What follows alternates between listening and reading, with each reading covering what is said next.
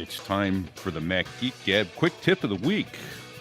If you have an Apple Watch and you swipe up from the bottom, you'll quickly find yourself in the control center, and there's a little icon in there that looks like a flashlight. If you swipe it from the right side of the screen to the left, you can get over to the red light. I use that at night because red light, little known fact, does not destroy your night vision. And I use that at night to keep from stubbing my toes. In the old days, I used to keep from stepping on Legos and things like that. But now, so I don't hit something I left out instead of one of the kids. But that brings us to Mac Geek Gab show 952 for Monday, 24 October 2022. More tips like this and your questions answered today.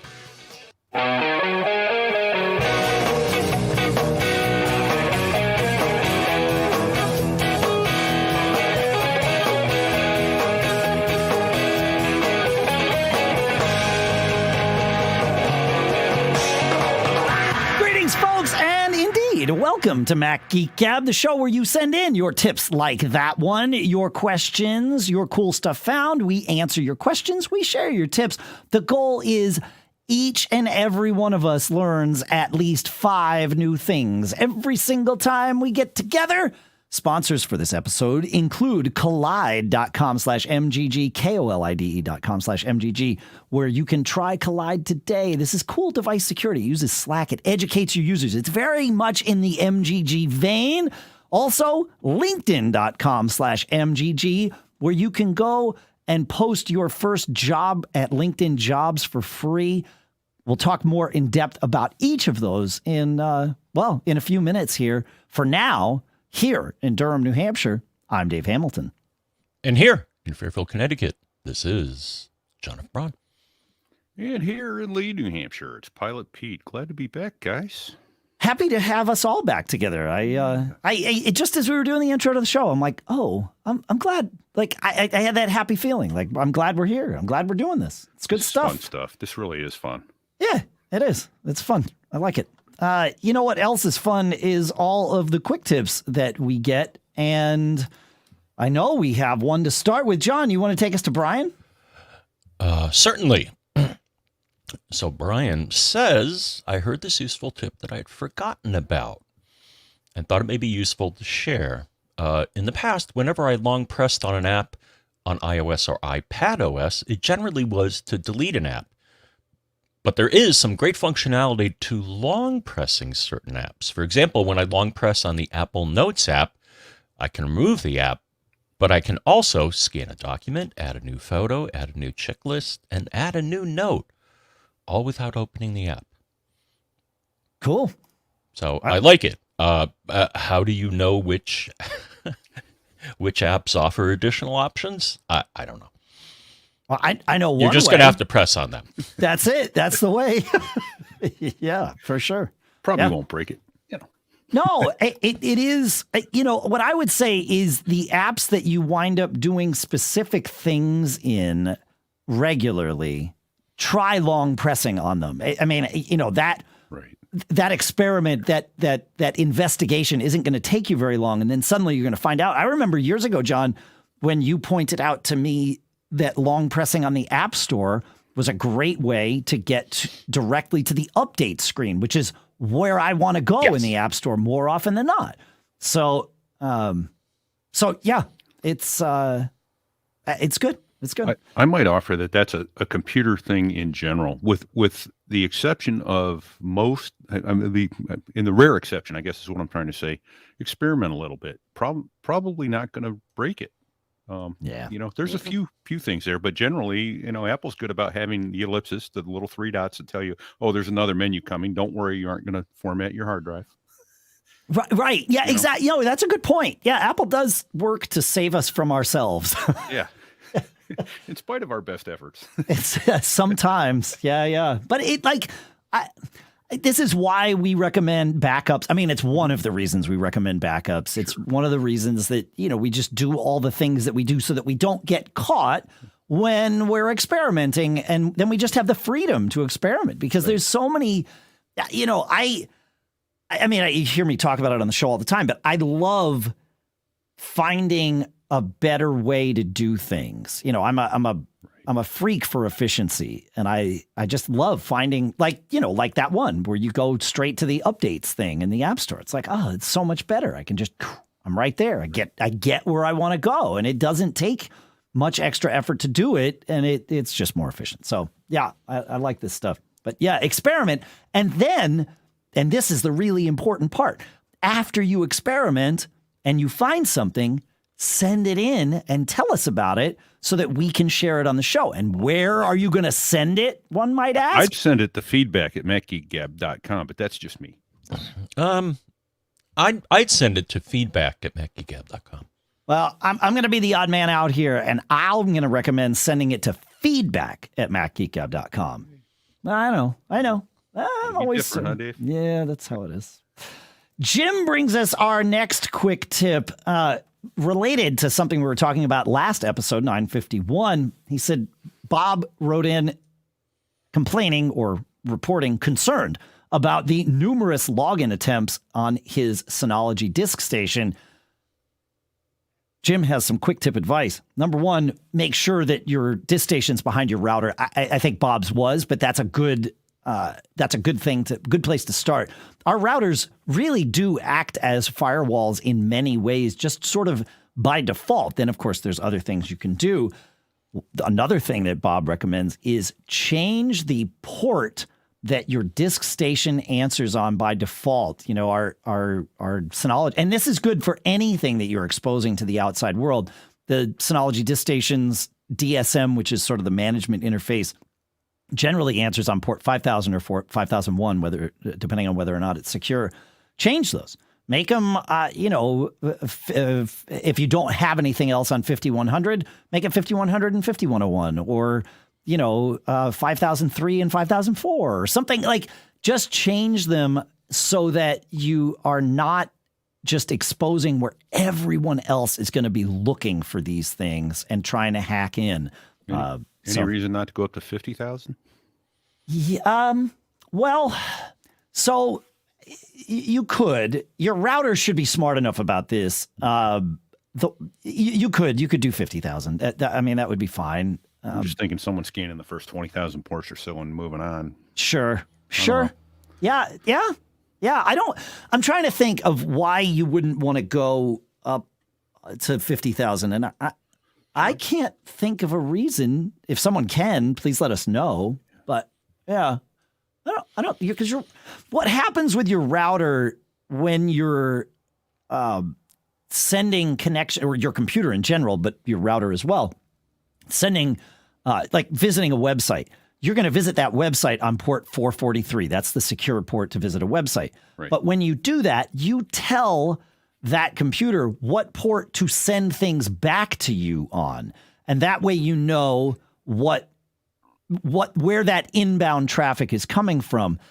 The higher ports are generally used for that, stateful stuff that just sort of, is used and then goes away. So I've always been hesitant to use things that are just too high, but like again, 50,000 because it's just five. It's sure. The same number, but slightly add a zero. Different. Yeah, add a zero in there, and then Brian Monroe points out in the Discord chat, that obviously the other way to increase that security is to change the admin account. Synology actually came out and recommended that some years back. Get rid of your admin account, or disable it, I guess. Disable the admin name, because as you talked on the last show, you're taking out one of the two factors that you have. Yes. Exactly. Yeah. Good stuff. I like it. Though I like this suggestion. Like, for example, if you want to enable remote login, a lot of people like to do that with SSH. With a lot of commands, you can change the port that they operate on. And really, you don't even have to change the port that they operate on. You can, and certainly that's fine. But what you also can do is just change the port forward. So like, let's take SSH, for example, John. That normally answers on port 22. Instead of trying to figure out how to change port 22, what port SSH opens on or listens on for your Mac, just go to your router and set the port forwarding instead of it being public port 22 to private port 22, right? Public port being what's exposed to the internet, private port being what's internal to your network. Change that so that it's public port 23 or public port 20, or public port 50,000, like Pete's example, that ports to that maps to forwards to private port 22. So you don't even have to mess with your devices. Just change what the outside world gets, and your router's plenty smart enough to take a different public port and map it to a different private port. Super easy. At the risk of making this quick tip really long, I'm going to ask about, again, Tailscale. Use that to get in there. And when I just put in the IP address, it automatically bangs it on port 5000, which, am I not mistaken, is 5000 not the unencrypted, but that's on its own VPN, so that's okay. Correct. Tailscale is a VPN. So Tailscale is effectively a VPN. It's a very smoothly implemented VPN. WireGuard, right? Yeah. It uses WireGuard. That's right. And essentially what WireGuard does is it sets up, and Tailscale makes this much easier. It sets up a permanent virtual LAN. Now, I know we talk about VLANs, and that's different. This is a virtual network. In fact, let's call it just that, because it doesn't have to all be the same local network, but it takes a collection of your devices, regardless of where they are and regardless of whether or not they move. As long as they're all logged into the same Tailscale account, then they are all put on they all get an extra IP address that is on this virtual network that you can access from anywhere. And it's wonderful. Like when I was in Greece, I wanted to access my computer, here at the house. I just made sure I was connected to Tailscale, and I used the same IP address that I could use anywhere else. And it's this special Tailscale address. It never changes for each device, and each device on my network that I add to Tailscale gets one. And then boom, you're good to go. And that's the free Tailscale account. If like, for example, we wanted to have a shared Tailscale network amongst us here, you could pay extra, and then Tailscale, let you have multiple users, and it's really, truly fantastic. It is the most recent tool that all nerds, the most recent thing I've added to my list of tools that all nerds should have. Right? Yeah. Yeah. Dave, I put it on my computer back when we first talked about it. And it sat there for 2 to 3 months unused. Yep. And then I went, all right, it's sitting up there in my tray. What do I need? I started looking into it and went, oh, this is cool. So try it. It eliminates the need for a domain that you would get from Synology. You don't need the domain anymore. You just log into that IP address. Yeah. Yeah. You use the domain like if you need to give access to other people. Sure.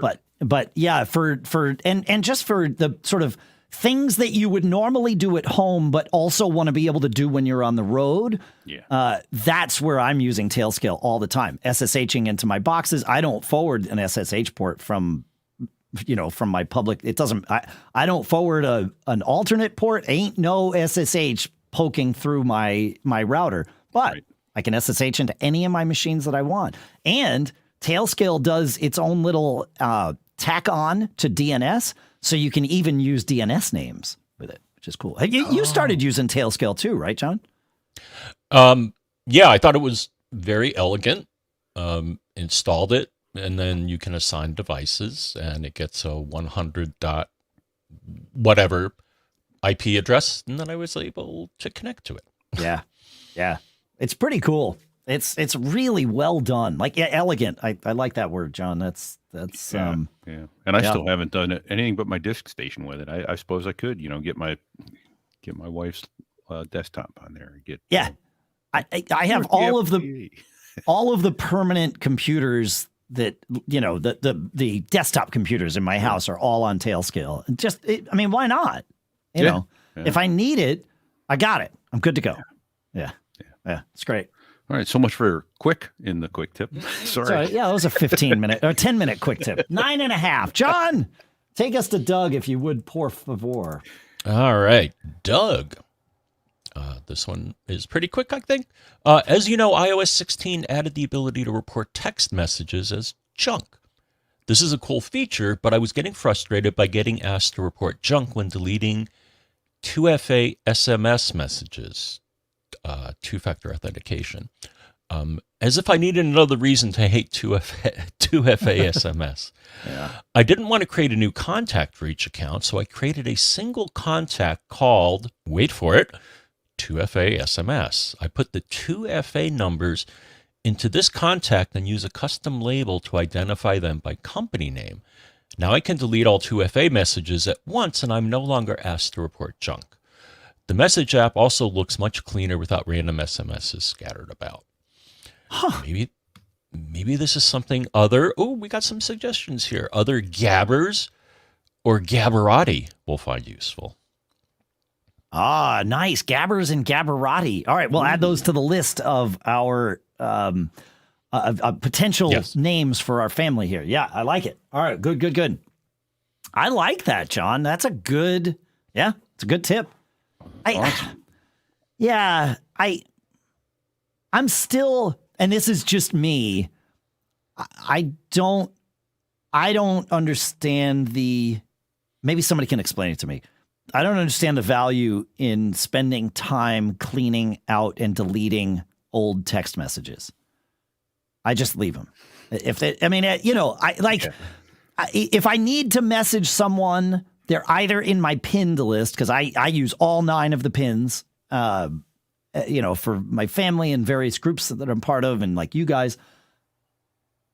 And then if I need to message somebody that's not in my pins, I just search for their name and then message them. It's just not, I don't know. It seems like one of those things that is an exercise to me. I don't mean to be judgmental about anyone other than myself, but it feels to me like it would be an exercise in futility, because I would clean through it and do it and feel really good about it, and then more would just pour in.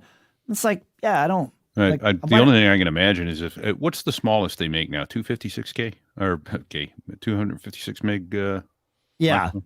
So I would imagine if you've got a lot of photos and that kind of stuff, you're always bumping your head against the ceiling on storage. But but like these messages don't. There's no value in that. You need to get rid of photos and other audio files. Apple needs to figure that part out. Like I can do my apps and my photos. I can say optimize space used on my device. Yeah. You can't do that with all the data that comes into messages. What the heck, Apple? That needs to be fixed, because that's a huge photos, problem. All the meme. I don't know about you. I am the meme recipient of all meme recipients. Yeah, and so got to get rid of those. So those take up a tremendous amount. Tremendous amount of room. Yeah, exactly. Yeah, it's crazy. Yeah. All right. So Brian Monroe saying I can have iMessage auto delete after 30 days. This is Brian Monroe in our live.macgeekgab.com chat. Is that right? I don't want my messages deleted. Like I want an archive of my messages.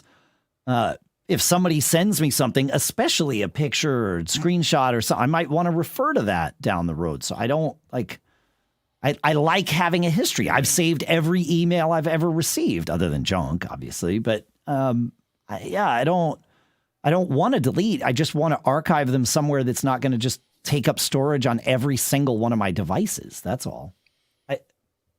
I don't know. Yeah.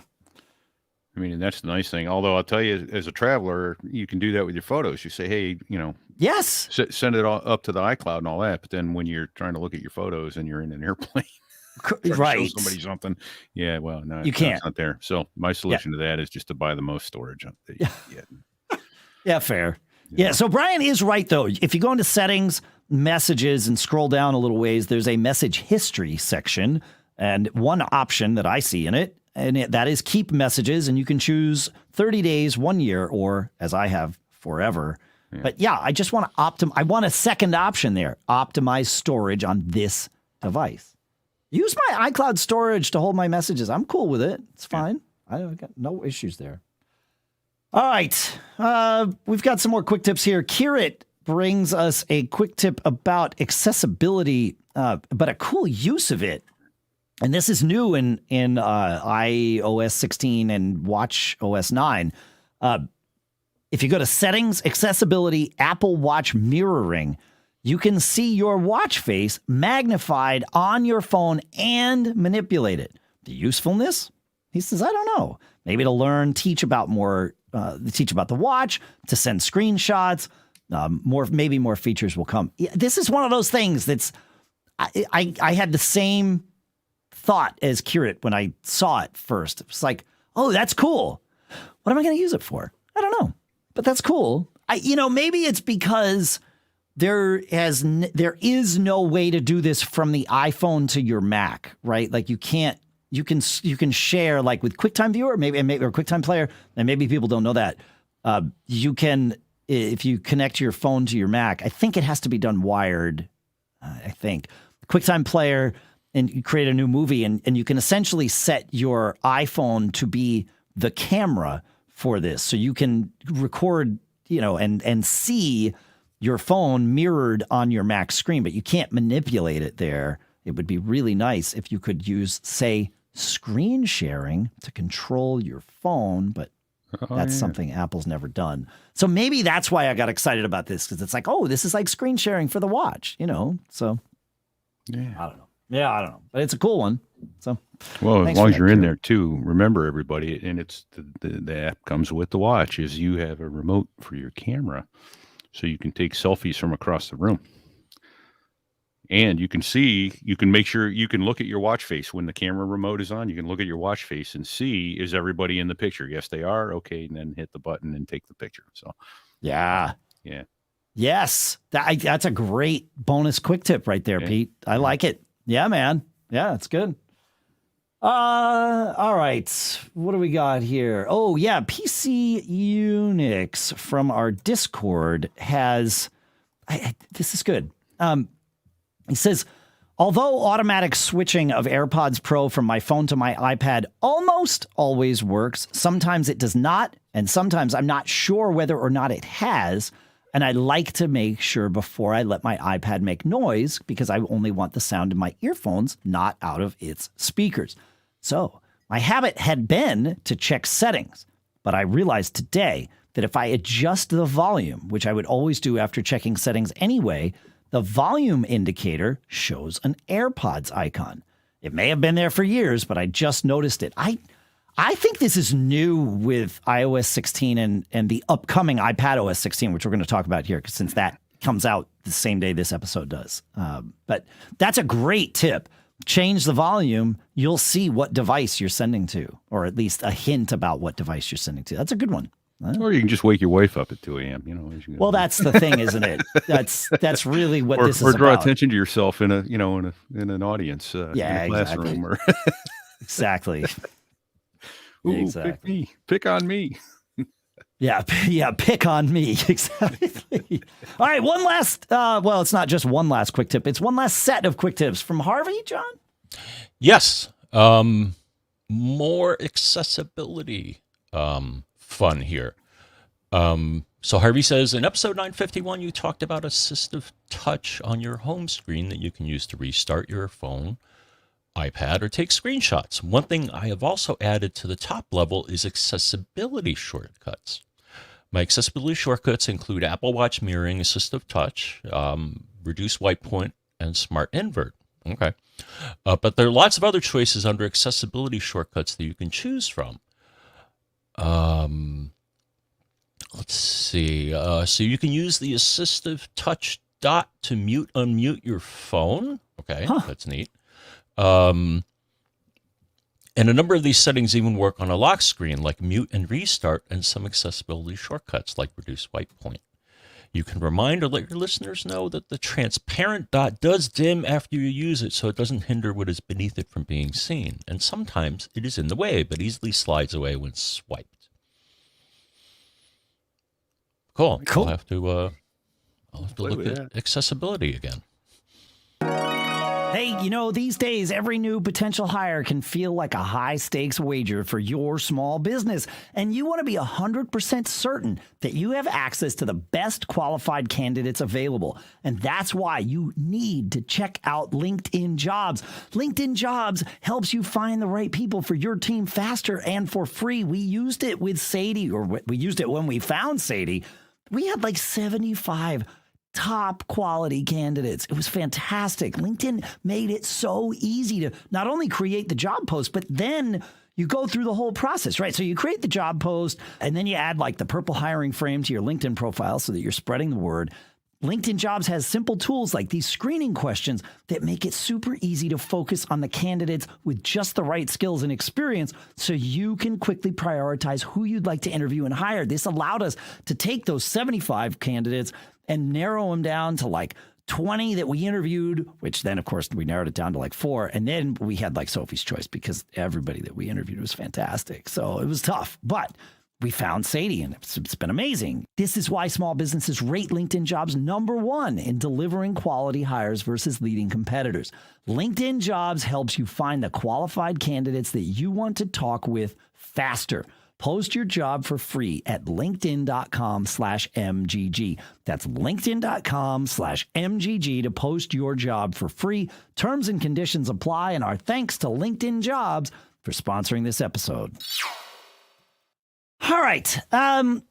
Apple did some things. Well, last week they rolled out some new hardware, which we're going to talk about here today, the day this episode comes out, October 24th. They roll out the new operating systems, macOS Ventura and iPadOS 16. I think since this is the Mac Geek Gab, we should start with macOS Ventura, which I've been running on my laptop, the betas for about the last 6 weeks, maybe, with mostly great success. And certainly the release candidates that we saw toward the end of last week, while we're doing this show, I'm doing RC2, which it seems is probably the one that will be the live one released on the 24th. But figured we'd talk about it. John, you installed this more recently than me. So I'm curious, what did you like initial thoughts and perhaps also if anything, any tips that, any things you had to do the moment that you finally got Ventura up and running? Like, was there a change that you had to go and institute? Well, the first thing, what I tried to do was make a bootable backup, and you can't do that anymore. So I wasn't entirely comfortable upgrading my daily driver. Of course, but everything not. was fine. Yeah. Well, that's good. That's a good sign. I mean, especially you updated to RC2, I think. So in theory, the same thing that everybody else will get. I think it's 3. Is RC3 out? I didn't think so, but it could be. Sure. Yeah. I did RC2 late last night, so I'm pretty sure it's RC2, but whatever it is. Yeah. I thought they went to non-bootable backup back with Monterey. That's correct. Yeah, this is not a Ventura thing. This is a Monterey. Yeah, it's a current thing. So, yeah, I think what you were saying, John, is you wanted to do a bootable backup of Monterey so that he could, but no. That's not a thing. But no soup for you. Well, but we need to remember that with the system volume, and I don't want to get on too much of a tangent here, but with the system volume separate from the data volume, you can like back up your data volume, which we do all the time. We clone those and do whatever we want. If you needed to roll back to Monterey, just install Monterey on a fresh volume and then just put your data backup out there and you're pretty much good to go. You make it sound so easy, Dave. Well, I mean, that's the sort of the point. Yeah. But also because of that, there's far less opportunity for sort of whole system corruption that would cause us to need bootable backups in the first place. Obviously, if there's damage to the drive, well, there's damage to the drive, and then you need that. But yeah. All right. So other than that, I mean, the install, you download the beta profile widget. Sure. I mean, it was pretty much uneventful. Great. Things that I thought would break didn't, though. Like some people were like, "Oh, Drobo's not going to work anymore," and my Drobo still works. Are you able to run the Drobo dashboard? Yes. Okay. Yeah, which is weird because I kept getting warnings. They did say they're not guaranteeing that anymore, as I recall. But it's time to move on from Drobo, folks. Yeah. I mean, the thing is, it kept warning me. The OS would keep warning me, like, especially when I rebooted, it would be like, oh, this, Drobo makes something that's not going to work in the next version. But it seems to. Yeah, I wouldn't bank on it, folks. I am glad that it does for you, and my guess is it will for others too. I don't, there's nothing radically different about your setup, but I would stay. It's been years since we've stopped recommending Drobo on this show. It's also been years, at least since I've stopped using Drobo, other than just direct attached to, like, they're direct attached ones. I connect one of those to my to one of my Synologies to back stuff up. But yeah, no, there's better options. Like, if you want direct attached storage, the OWC Thunder Bay is definitely the place that I would say to look. But back to Ventura, since it seems really difficult to stay here. So here's one thing that broke. Mail. What broke about Mail? We keep getting used to this. It came up and said my plugins are incompatible. Okay, so Mail didn't break, but Mail plugin, which specific, because I did not have this problem with my Mail plugins. I've been using. I went and did. So maybe this is good advice. I went and did updates to all of mine, including the small cubed plugin, and I think I can say that. Probably should have done that. Okay. Yeah. So yeah, that's the thing. I hope is that out. I don't. Am I special? Do I have to erase this from the show? I thought these updates came out, and I thought I saw them coming up for Small Cube Mail Suite. But maybe not. Maybe it's not out yet. Maybe you need to go and visit their website. I'll look. And if I have unintentionally, well, let's just move on. It's fine. So, emails often break every time you check your mail plus with yeah. So. Okay. You're not really coming through. I've got me fine here, so just keep going. We're good. All right. I mean, other than that, they include some of the features that we've seen in other mail clients. So that's kind of neat. I'm gonna have to try them out. Scheduled send and all that stuff. One thing you pointed out to me, Dave, that I thought was interesting is that Mail now supports something called BME. And I think it's doing the same thing with certificates, but you showed me an email message that you had that said, "Oh, this is a verified brand," and I'm like, "Oh, well, that's nice." Yeah, we've got that in iOS 16, presumably iPadOS 16. I haven't looked for it, but yeah, interesting. Yeah, the one thing that I did like, and it's not turned on by default. Let me go back. They changed settings. And you know how I love change, Dave. But I do. The thing is now you got to navigate around to, they say it's, a more, intuitive arrangement. And I'm like, okay. But still, it's like things aren't where they used to be. I'll get used to it. The one thing I did like, what is it here? Stage Manager is pretty neat. So it's a different way of organizing your windows. Now you have to activate it, and it's in Desktop and Dock Stage Manager. But it basically, on the left side of the screen, or at least on my screen, if you go to that side of the screen, you'll then get a list of the windows of all your currently running apps. That's different, but yeah, it's kind of handy. I guess instead of using the dock to keep track of that. Interesting. Yeah.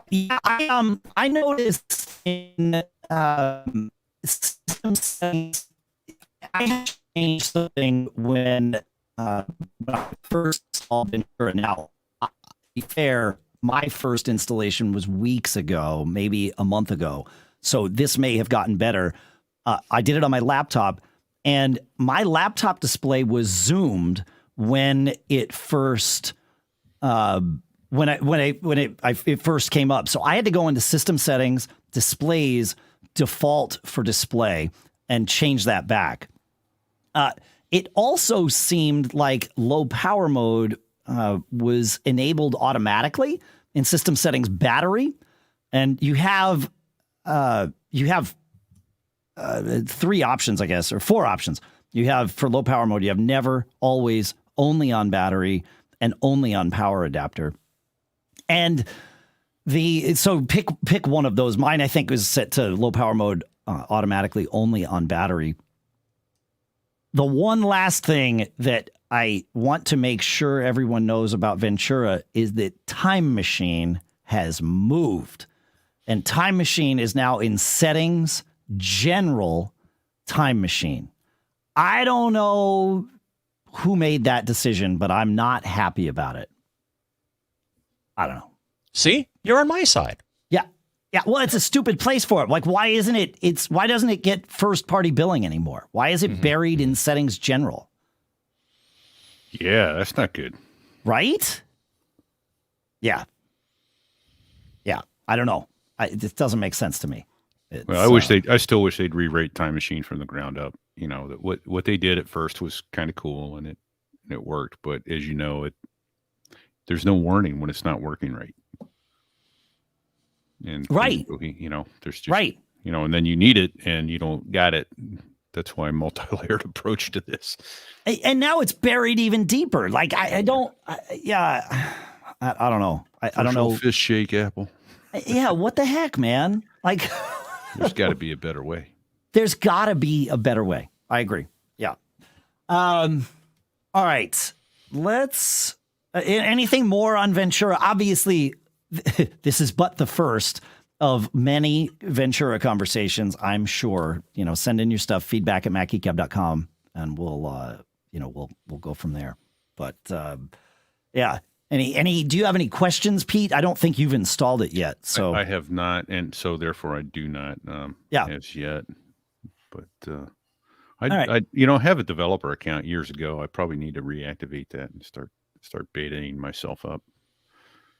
Just so I can cause myself extra problems. That's right. Yeah, exactly. Yeah. Yes. I have a question. So I will say that I didn't screw anything up. Small Cube Mail Suite 2022 for Ventura Beta is now available, and I will put the link to that in so you can fix your mail plugins, John, and so can everyone else. So I'm putting that in the show notes. So yeah. But go ahead, John. Yeah. Have you done PassKeys? I haven't. Have you? No, I'm trying to figure out how to use it. Apparently, they say it's a safer way. PassKeys replace passwords with an easier and safer sign-in method. Yeah, I lied. I have used PassKeys, but only on like the demo site that somebody put up. I think Ricky Mondello, who runs or is part of, I don't know if they run the, and sorry, I said he, I don't know if they run the Safari team or what part of it. But anyway, Ricky posted something after WWDC that allowed you to experiment with PassKeys, which evidently worked fine in, I think I did it in iOS 15. You know, it's not limited just to Ventura, at least not that particular demo, because I was able to do it without installing any beta anywhere. But yeah, I mean, I like the idea of it. It seems like they've made implementation as easy as they can. It does require a little bit of change on the server side, right? Okay. All right. Maybe that's why I couldn't get it to work. I got to go to the right site. The site needs to support it, and then your phone is just like, oh, okay, I'm here, good to go. But yeah, you just authenticate as yourself, and it installs a public certificate on your device, or maybe the other way around. Your device creates the the key pair and sends the cert out. That wouldn't make any sense. So yeah, I don't know. I need to refresh myself with this, but yes, once I visited a site that was configured to do this, it just worked. Yeah. So yeah, cool. If you've used PassKeys or you have a good simple way of explaining them, send that into feedback@macgeekgab.com. Love to hear it. Let's talk iPadOS 16. I've put that on my iPad mini. I did it, I don't know, maybe a week and a half ago. My iPad mini does not have an M1 chip in it, so that means I don't get Stage Manager on my iPad. I'm not sure I would want it on the iPad mini anyway, just because of screen real estate. But maybe maybe experientially I would. So, yeah. Dave, I'm sorry, and John's mentioned it too. I want to ask, because I remember them talking about it. What exactly does Stage Manager do for you again? I don't remember. Great question. What it does is I'm trying to think of the way I would explain it. It gives you a single app at a time on the screen, so a more focused mode. Mm-hmm. You could almost think of it as a single window at a time, although that's not always the case. Yeah, okay. And then depending on how wide that window is, if the window leaves room to the right of it, you will see sort of representations of the windows for your other most recently invoked apps on the right-hand side. If your window goes full width, you just bring your mouse over to the right-hand side, and then you'll see sort of these we'll call them the apps that are backstage. Sure. And you can click on one of those, and it will bring one of those up, and then send the other one, send the one in the front that's off to the side. So it's this, think of it as apps waiting in the wings. And I think that's probably the intent behind Apple's paradigm, right? The wings meaning this side of the stage. Right. Yeah. So yeah, it brings one app to center stage, although center stage is a name for that Apple uses for the camera stage following front. you. Brings it to stage front. Yeah, it brings it to downstage. That's right. Yeah, because that's a term most people know. Yeah. Sorry, but it puts the app on stage, and then when you bring another app on stage, it takes that app off. Yeah. Okay. So now I remember. It just took me a minute. I remember the term being mentioned in the presentation, but that was a couple months ago, and I'm having a hard time remembering what I had for breakfast. So sure, I just wanted you to refresh me on that. I've messed with it on my laptop. You can go into settings. I think it's John. You found it in display and whatever settings, right? Yep. You can go into settings and put a menu bar icon up so that you can turn Stage Manager on and off. And I recommend doing that so that you have an easy way of toggling it as you're experimenting and seeing how it works for you. I've always put my dock on the left side of the screen. And so I think perhaps I have accomplished what I needed with Stage Manager anyway. On my laptop, and I might feel differently about this on a big display, and I'm not sure if differently is better or worse, but on my laptop, I'm pretty much in one app is up front all the time anyway mode. So I didn't find much utility in Stage Manager, but I need to say I really only started messing with it in the last 2 weeks, and I don't know, it just didn't, I can't find a scenario where I like it. I either have to shrink a window so that I can see the apps in the wings, or I move it and now it's like the dock that auto hides, but it's much wider than a dock. So yeah, I don't know. Maybe it's better on the iPad, which of course I can't test. I don't know. I'm curious as to how people integrate this, and I'm really eager to see, but it feels half baked to me. It feels like a solution in search of a problem. For me, yeah. Yeah, I like this summary here. So in our chat room, M. Moran says, it's like Alt-Tab, but vertical and on the left side of your screen. Okay. Right. Yeah. Yeah, so it's I would summarize that it's a window manager. Yeah. Right? Yeah. Sure. Yeah. But it gives you more context than Command Tab, which is okay. So you can also use to switch apps, right? M. Moran continues with that thought and says you can have screens, not just apps. So if you have a split screen of, say, Mail and Safari up, you can pull up that set of apps. So you can kind of have your different workspaces. Obviously, we used to and still can do that with Spaces, right? I think Spaces is still a thing in Ventura, but maybe not a lot of people were using Spaces, and this is a better way to sort of present that. I don't know. Yeah, it used to be, it was like hold down the command key and go to the top right corner or something, and it would pull all those up. And yeah. Well, you can do that now with Safari and tabs, right? We talked about that. Was that command and correct /? Yeah. Yeah. Well, and now, now that I will have Ventura on all of my Macs, or at least most of them, I'm not going to put it on the one in the studio here for probably a month and a half at least, because, I've learned my lesson the hard way on that. I need to make sure all the drivers for all the audio devices that we use work and all that. But the tab groups in Safari are now, you are able to pin a tab to a tab group. So if you pull up a group of tabs and you close one, the next time you pull up that group of tabs, the pinned ones will remain, which is a good thing. Yeah, I did misspeak. It's Command Shift / to get the tab groups to explain. Thank you for that. Yeah. Anything else on iOS 16? I think to me, it wasn't really that much of a change. So, yeah. Likewise. Okay. Yeah. Sometimes that's a good thing, though, right? Let's do it incrementally here. Don't kill us with.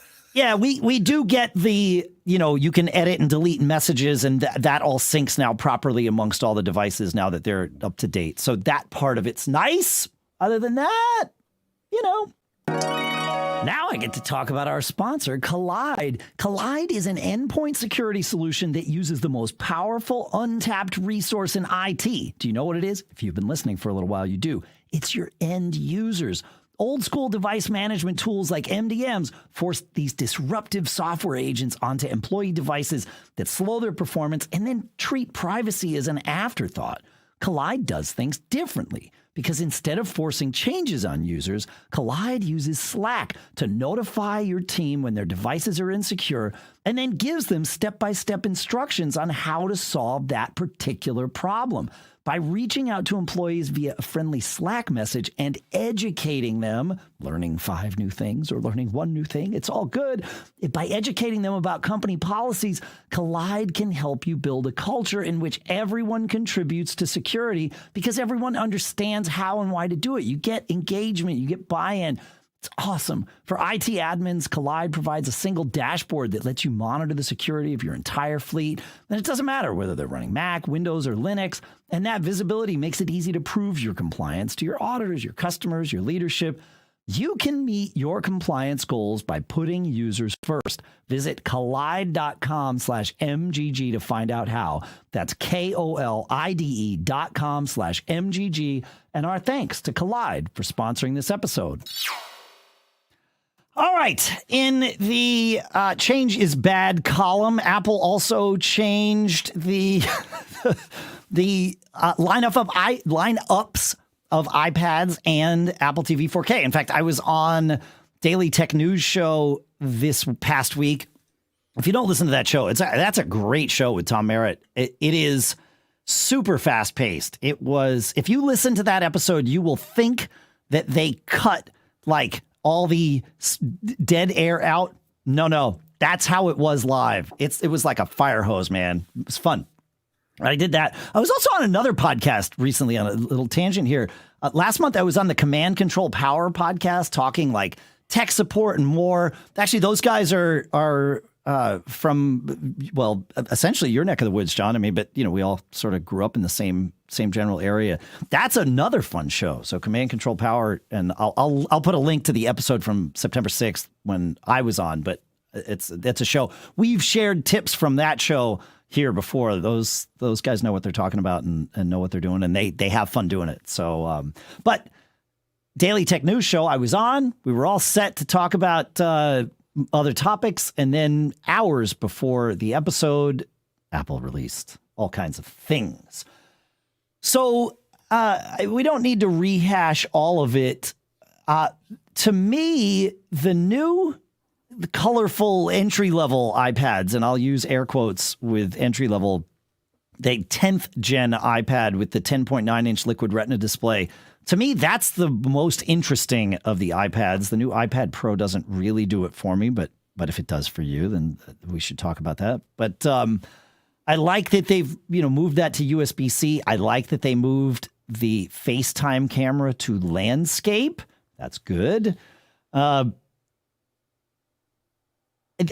only use the Apple Pencil first gen, which now requires a dongle because that's a Lightning device and the thing. But I'm wondering if the reason that they didn't go to Apple Pencil 2 on this is because of where they put the camera. The FaceTime camera is on the landscape side.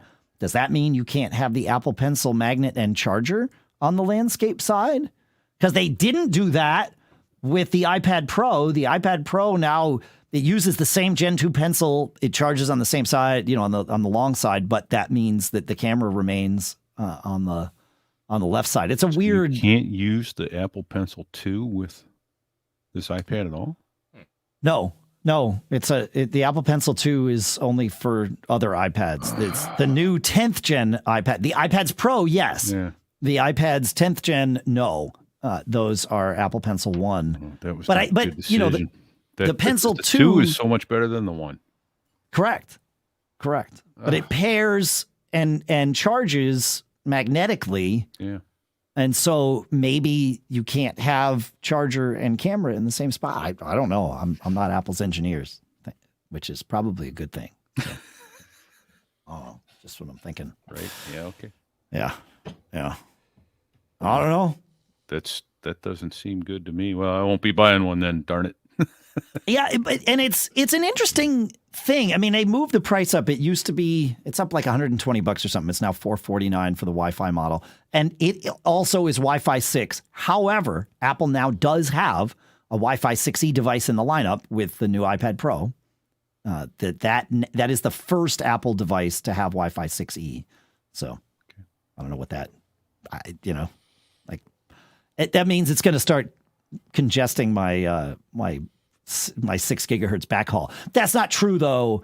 Not necessarily true, because there's way more 160 gigahertz channels in Wi-Fi 6E than there is in Wi-Fi 6. There's 1 in Wi-Fi 6. There are 7 in Wi-Fi 6E. So I don't know. Thoughts about any of these devices before I start talking about Apple TV and why that's weird? What's that? You've heard mine. Okay. I can't believe that they didn't keep the ability to use the 2. I mean, I like moving the camera. Yes, that's smart. Super smart. Yeah.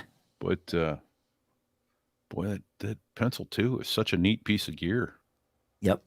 Why would they? Yep. I agree. I got nothing to say about it. So yeah, I'm just shaking my head as loud as I can. Yeah, right. So the Apple TV 4K got this update this week, which is, it's weird what they did. So what they did is there are now 2 models of this Apple TV 4K. One is Wi-Fi only and has 64 gigs for $129. And then for a mere $20 more, you get Wi-Fi plus gigabit Ethernet with plus 64 gigs, meaning it's total 128 gigs, plus Thread radio for Matter and Mesh support and all of that's sort of coming with all of your HomeKit stuff and the Matter stuff in general. I don't know why anyone, and my advice is if you are only buying one of these, buy the $149 version. Saving $20 to potentially miss out and cause yourself a great headache 6, 10, 12 months down the road ain't worth it. if you're buying multiples for your house and you don't need the gigabit Ethernet port, sure. Then go with just the Wi-Fi one and save $20 on each of those.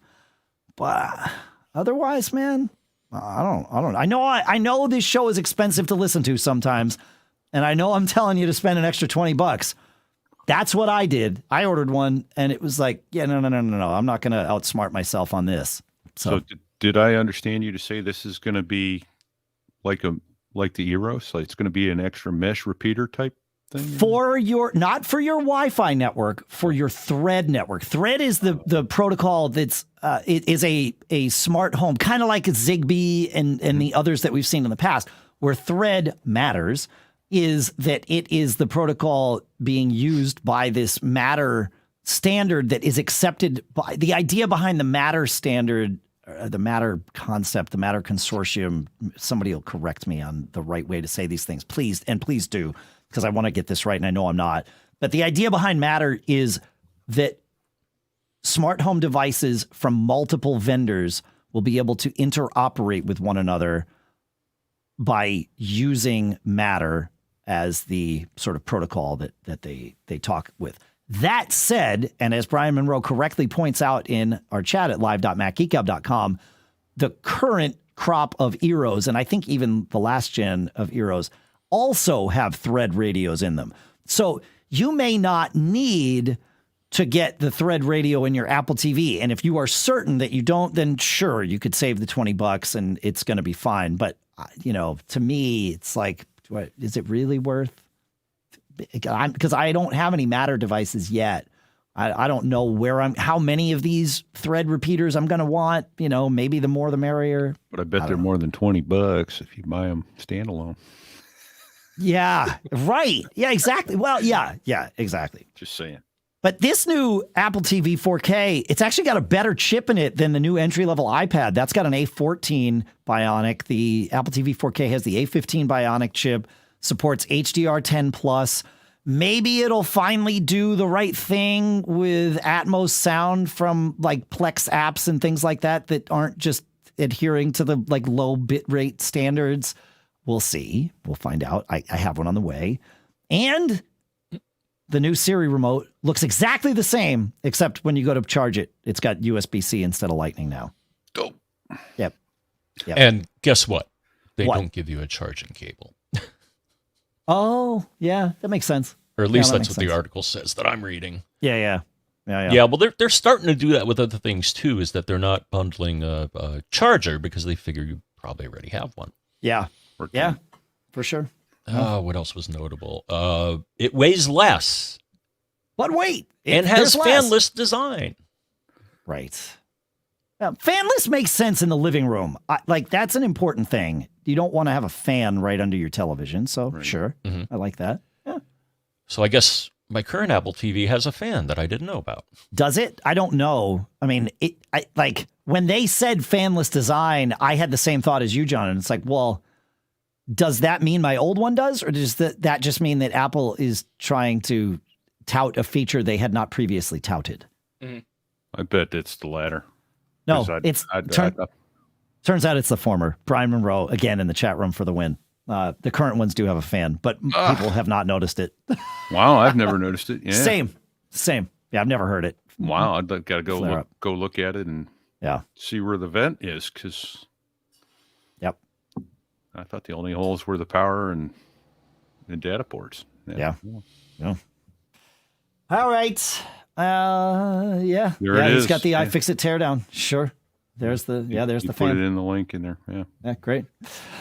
Anything else on this, or should we? We're tight on time here, but I would like to get to a couple of questions and perhaps a cool stuff found or two. We're getting into that holiday season where there's some things I want to recommend. So can we do Sarah's? Can we jump to questions, John? Can we take Sarah? Sweet. Absolutely. All right. So Sarah, this is a sad story. Sarah says, I have a brand new iPhone 14 Pro Max. It's great, but the system data keeps growing and taking up all the available memory. And then I get a message saying my iPhone is out of memory. Ridiculous. I agree. I see in various chat rooms that many people are having this issue, but no clear information on resolving it. Any ideas? Hard reset doesn't do much. It reduces the system data use temporarily by a bit, and then it eats up all the memory again. I can't seem to get any information from Apple support so far. Well, here's the good news. If I can find it here. Okay. Yeah, so I, broke up my Google Foo, and guess what, Dave? I found an article. iPhone 14 Pro Max system data storage full. How to fix it. And is this like legit advice? It seems to be. It's a recent article, dated September 22nd. All right. So what's the top thing to fix? What do you do? They have a few things. Because this sounds like one of those articles that people are going to give you like stupid. It's clickbait, right? Like it's a listicle, and they're just going to tell you things that don't actually help. That's why I ask. Oh, okay. Well, I don't know. I haven't read the article. You have, so that's why I'm asking. Let's dig in. What are the top 2 things that they say to do? Reinstall WhatsApp. Okay, yeah, okay, so this is BS. I'm going to pull this out of the show notes. Disable significant location was another one. I guess that can chew up system space, right? Can it? I mean, this seems like BS, John. I don't know. Right. I don't know. Like if you're tracking location data, like that's pretty. I don't. Man, what else do they say? Like maybe they got something good in here. What else? Reinstall WhatsApp. Disable significant location. That's weird. Okay. I mean, sure. So yeah, you go to privacy, security, location services, system settings, scroll down to significant locations and disable it. I don't know. That's weird. I'm looking at this. They're saying, back up your phone and restore it. Okay. Like, sure. That's good advice. Yeah, that's fine. All right. Maybe we'll leave this article in there, but beware. I don't know. The first thing that I would do is I would go to settings, general iPhone storage, and look at what's using my storage, because and you've got to wait a minute for this list to come up and populate itself with details, right? Because that's going to tell you where things are. Like for me, music is there. Okay, fine. I've got 71 gigs of music, but you can set that. Like you can go into settings and tell it how much storage to use for music, and it can optimize, because that's an Apple thing. Overcast, the app I use to listen to podcasts, 24 gigs. Okay, fine. I can control that. But that's good to know that that's chewing up that storage, because Apple's not going to manage that for me. I kind of need to take charge on setting Overcast to manage that. Messages, as we mentioned earlier in the episode, for me, my messages are taking up 18 gigs. If Sarah has a lot of pictures and videos in messages and she said it got to keep messages forever like I do, she might have way more. I remember my daughter's phone used to get really full because of messages. And there's no way to offload that stuff without, as we said before, deleting those messages. And that kind of sucks. So, but I guess you could go in and save videos and photos to your photos library, which then will be optimized for storage, right? And then these are some of the, but I would look there, because that's going to tell you where the storage is being used. And if it can't, like if it doesn't add up, so to speak, then you know that there's something wrong, and you can just like delete back up the phone, restore the backup. Hopefully that fixes it. But I wouldn't start there. I would start that with just look what's using your storage, like, right? I mean, that's, am I missing something here? Yeah. I don't know about this article. It's crap to me.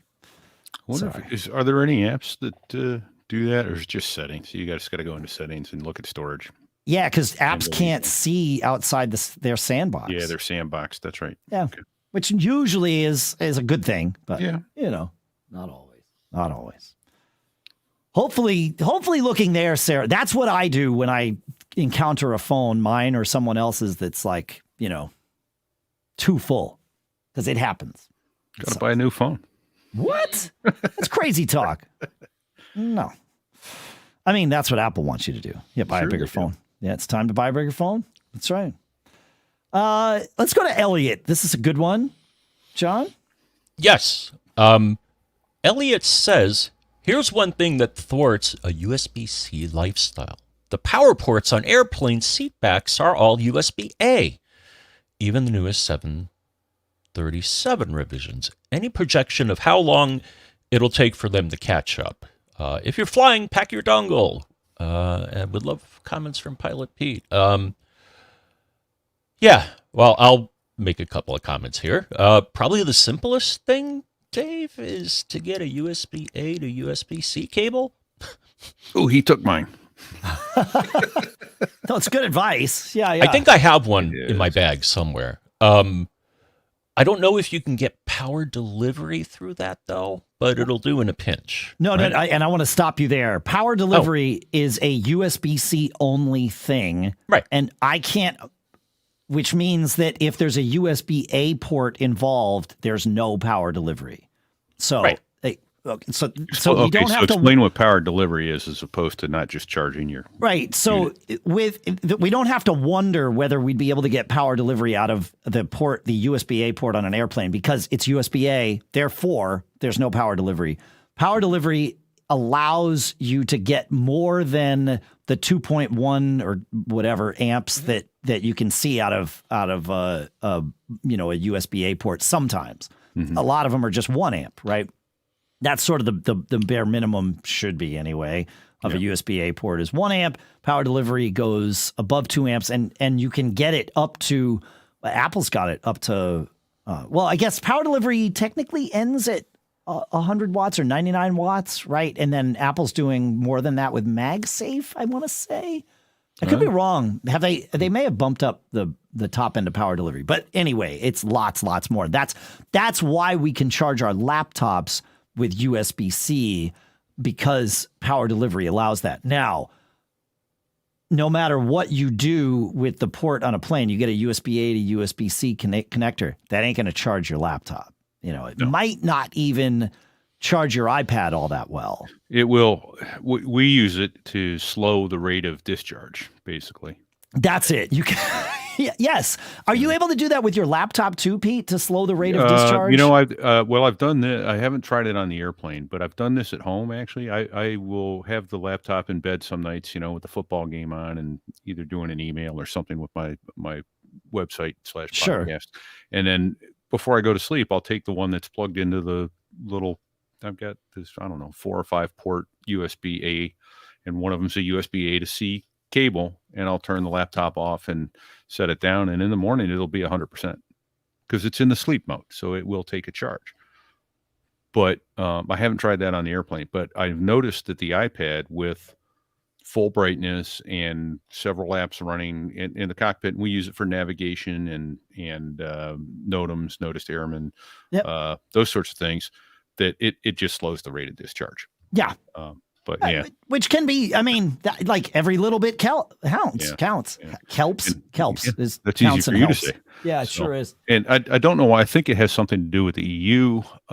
They just voted on something in USB-C and all that. Why are they going away from Lightning? Well, I guess USB-C is somewhat more versatile. But it's like, oh man, really another cable protocol? You're killing me here. Right. Stop it. Right. Because when I went to look for some cables, I was astounded at the USB protocols that are out there. I was like, there's there's mini, there's micro, there's standard.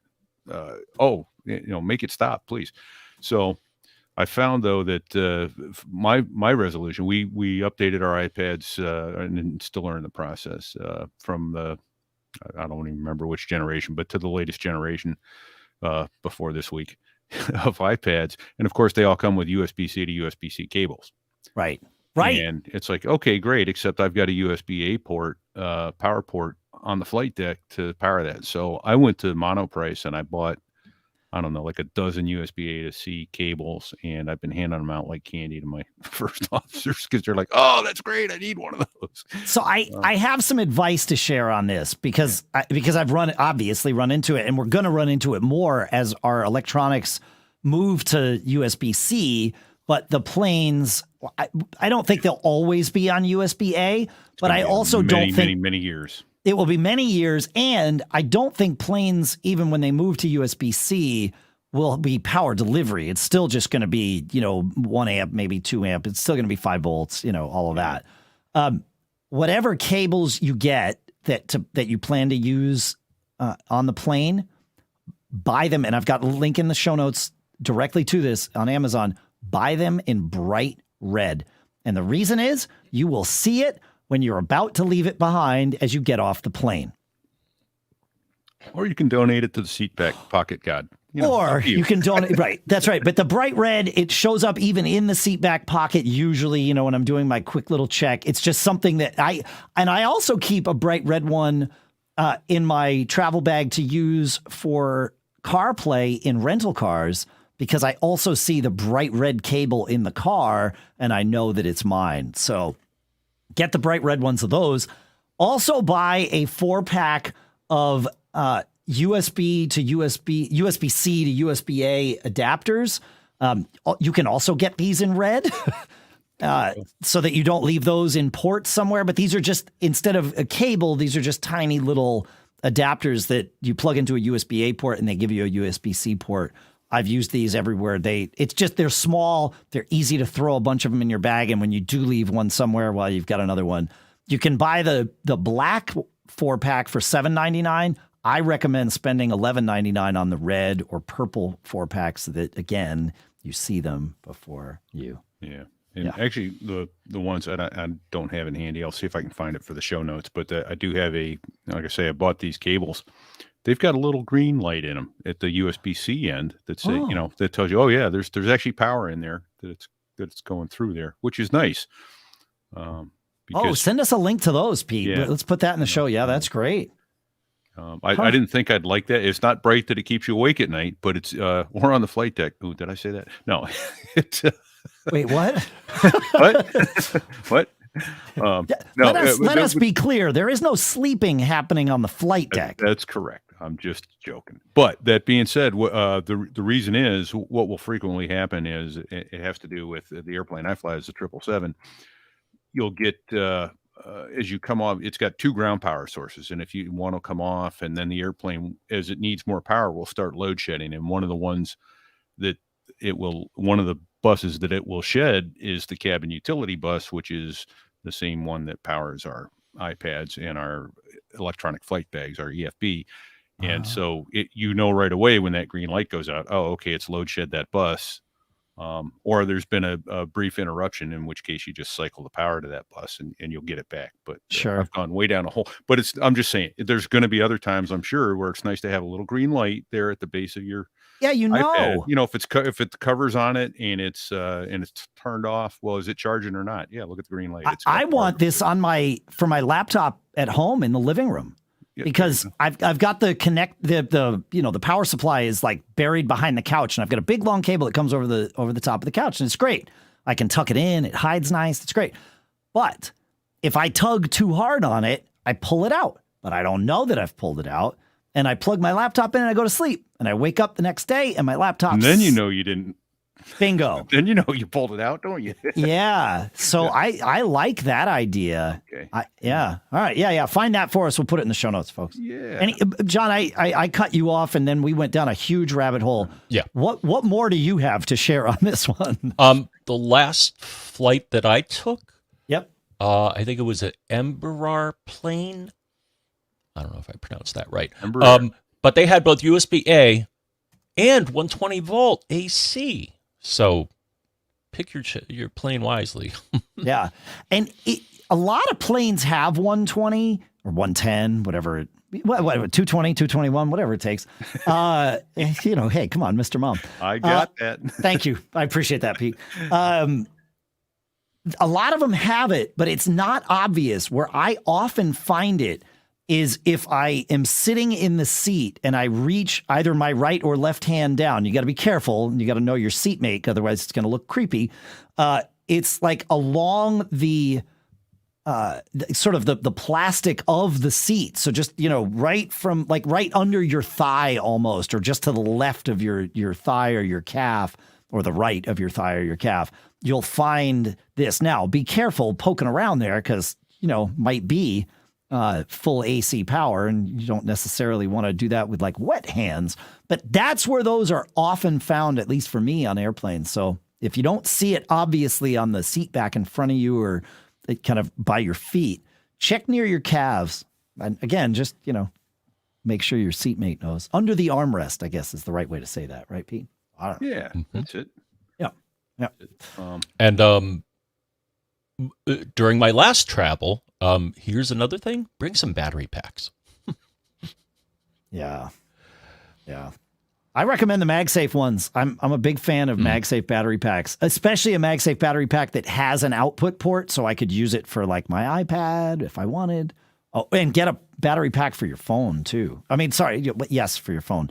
Also, a power delivery capable battery pack so you can charge your laptop. Yeah. That's huge. So I found the link and I put it in there. It's actually, I thought it was monoprice. I got them on Amazon, and it was $13.50 for 5 cables, a 10-foot, 2 6 feet, and 2 3.3.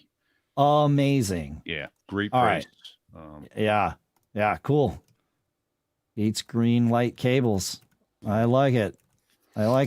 Great. Sweet. All right. Where are we on time? Yeah, we're just gonna have to do cool stuff found next week. It's just how it's gonna be. We should invent a time machine. No, you know what? We can. I've got a little time. Do you guys have a little time? I got a little time. Folks, do you have a little time? All right. Right here in my watch. Here in my new Apple Watch Ultra. Oh, let's talk about that too. Hey, if you like tech podcasts, and I'm assuming we all do here, right? Then join us in subscribing to the Software Defined Talk right now.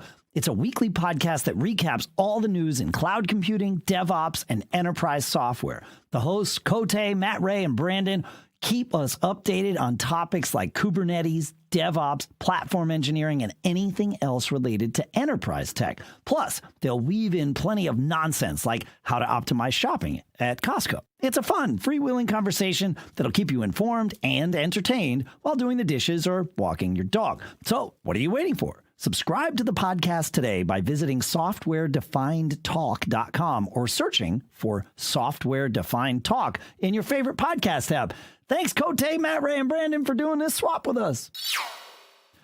Pete, tell us about your new watch, man. You got the Ultra. I did. I got the Ultra, and I got it with the dive band, the Ocean Dive Band.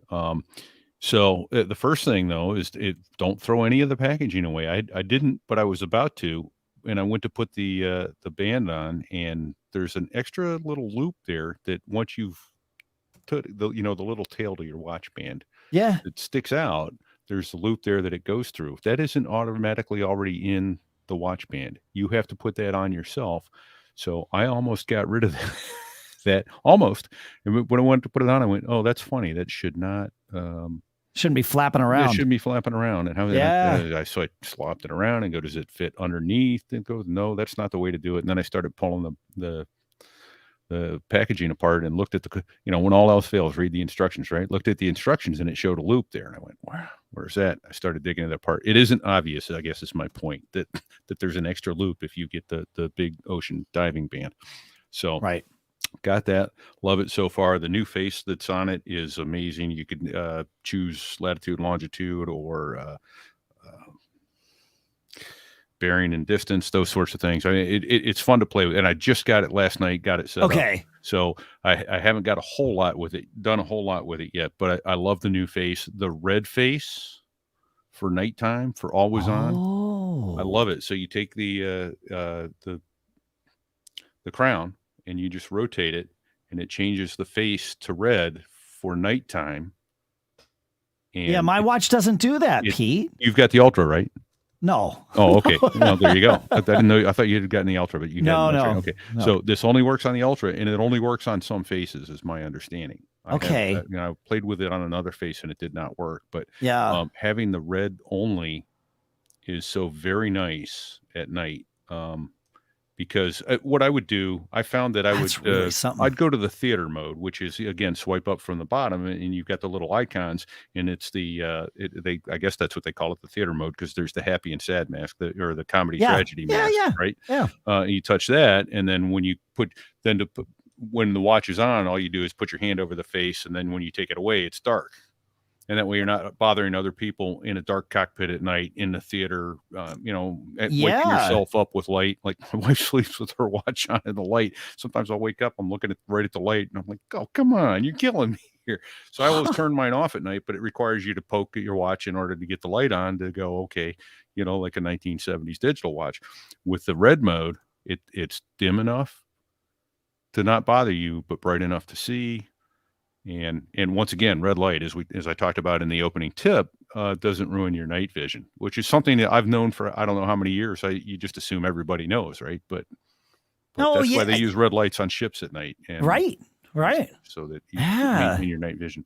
Huh. So, I like it. But all right. It's not very, it's a little bigger. Sure. I think at one point I likened it to the Casio G-Shock of Apple watches, but I think it's smaller than a G-Shock. Interesting. And lightweight, handsome, love it. Haven't used the action button yet, but you can set that up for different things, to start and stop a workout, start and stop a stopwatch, that sort of thing. I set mine to set a waypoint so that smart. Because I will frequently go months without touching my car in the parking lot in Memphis, which can park about 2,000 cars. I have walked that parking lot more than once looking for my dang car. It's here somewhere. That's really cool. And as we mentioned in a previous episode, you can attach the action button to a shortcut, meaning the world is your oyster. Yeah. So, yeah. That's cool. All right. Well, thank you. And also I'm eager to hear how it, like more of your experiences as you've had, say, more than, 16 hours with the thing. So sure. The one thing I mentioned that I know it does do, I haven't tried it yet, obviously, is when you submerge, if you forget to start when you dive computer, how long I've been down, that sort of thing, then you have to estimate it automatically starts the submerged when it senses it's underwater, it starts the timer. Amazing. Of course it does, as it should. Yeah, it's like pressing the record button to start your podcast automatically as soon as you start talking. Guys, that reminds me of something. Oh, did you set the record button today, Dan? How much time do you have? No, it's all good. Could you repeat that? Yeah. The whole show?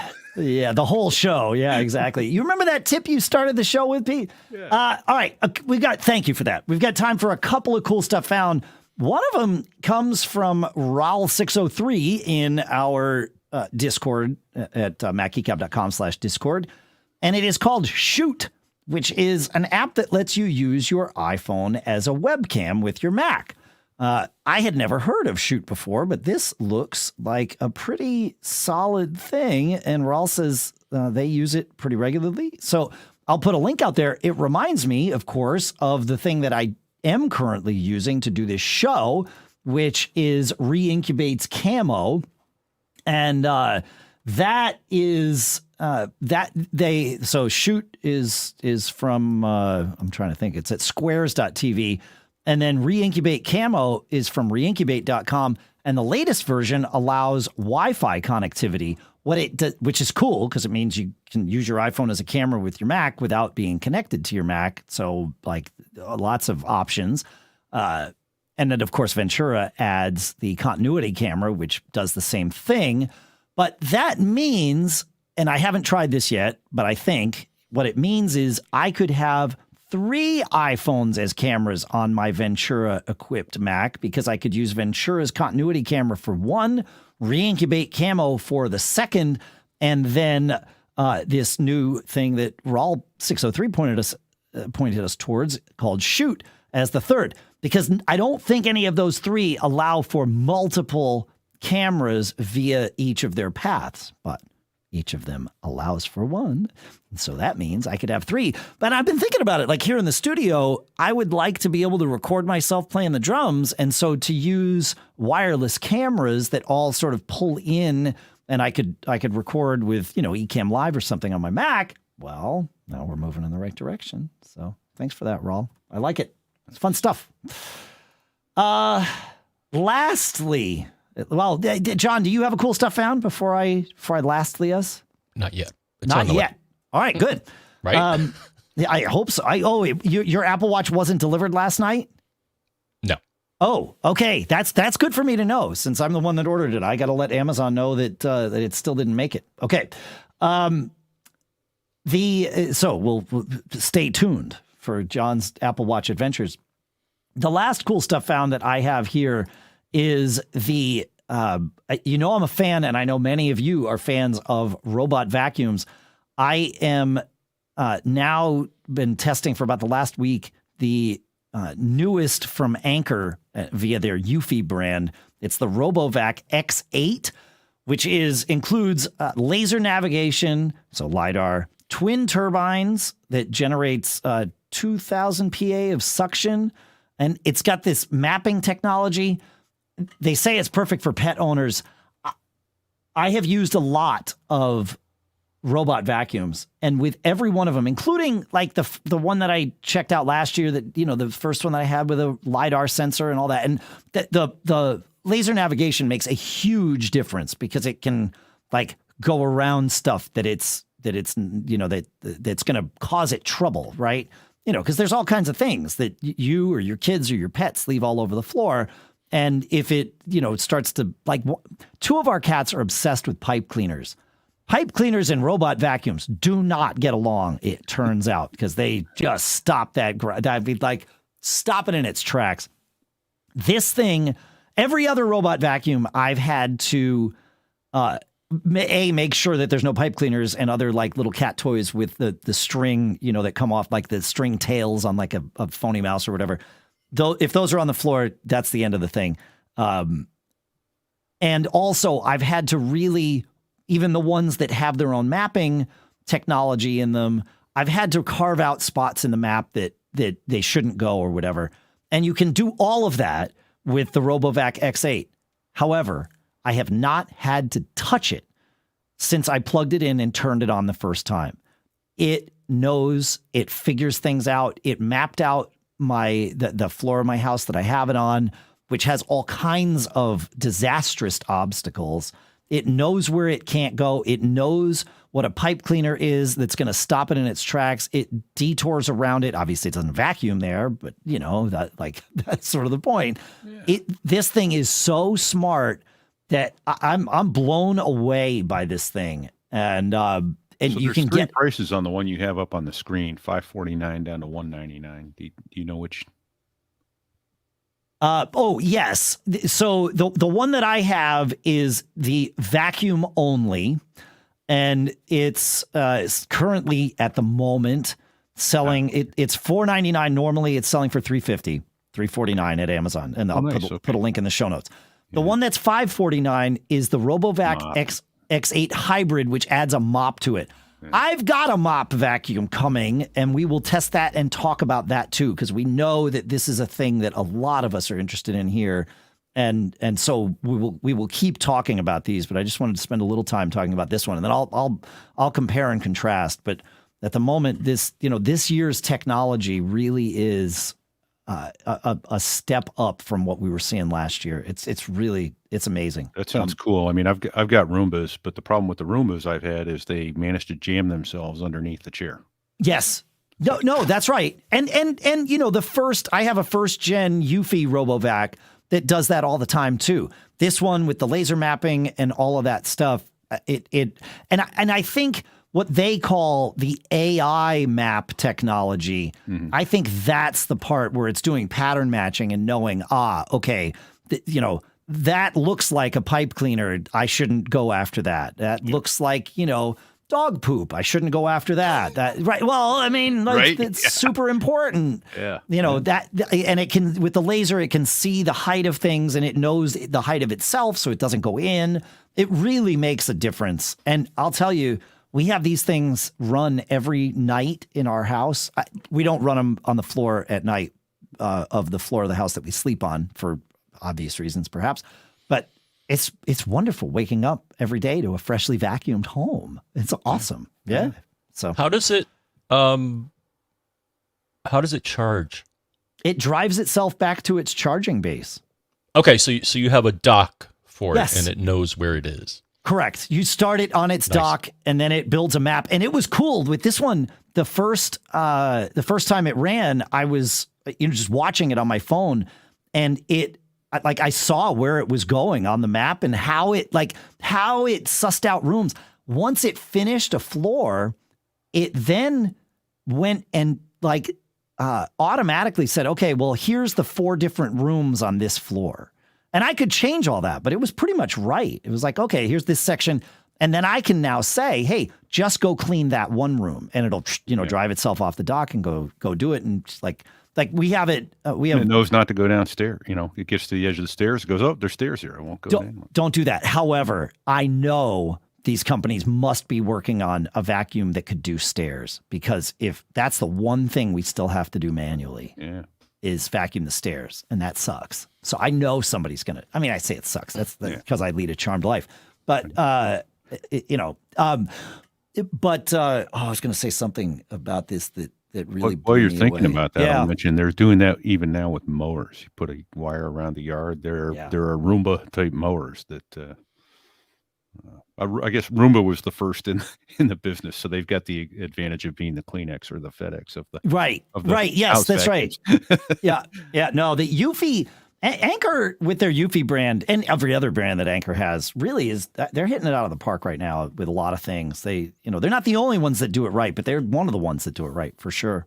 The one thing I was going to say, John, is if the battery gets down to 20%. While it's out doing its vacuuming, it will drive itself back to the base, charge up, and then resume its path. So yeah, Smart. It is smart. Can you send sound to it? No, but I have something else that it does make sounds, so it says things like I'm about to start now, so that you know what's about to happen. Yeah, it's cool. Yeah, I just think it'd be fun, especially for pets, to have your voice coming out of this Hold that mysterious thought object. for next week's Cool Stuff Found segment, because I've got something to talk about. I think you're gonna like it. Yeah. All right, that's it. We are way beyond time, and we started late today, and all of that good stuff. So we're gonna hustle through this. Thanks for hanging out with us, everyone. Thanks, Pete. Make sure you go check out Pete's podcast, So There I Was, at sothereiwas.us. Fantastic stuff. Thanks to CashFly for providing all the bandwidth to get the show from us to you. Thanks to our sponsors, of course, LinkedIn at linkedin.com/MGG. And Kolide at kolide.com/MGG. Check them out, please. Go to macgeekgab.com/sponsors. You can see all their details. Also go to macgeekgab.com/reviews. That's our big ask this week. We really want to get more reviews going. We love it. Thank you. All right. So, Pete, you got us into this, but you seem eager at the moment. Are you eager, or is it time for John to share advice? Well, I'll put it up on the screen. And John, can you read my shirt? Hold on. Yes, I can see your shirt. Oh, I'm going to read it to you. Don't get caught. Made up.